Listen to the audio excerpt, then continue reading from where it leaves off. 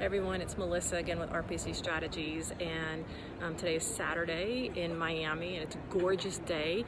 And I've been feeling like I really wanted to give people some encouragement because right now, going through COVID and the presidential election here in the United States, it's been a very difficult, dark time.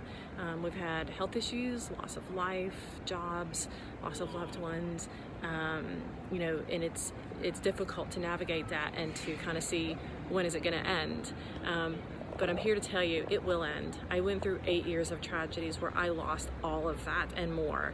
And I am here to show you not only can it be restored, but if you're willing to open up your arms and let go of some of the things that painfully maybe are being taken from you, it will open you up to receiving so many more amazing things that are beautiful and good and happy and joyful, that can really fill you up.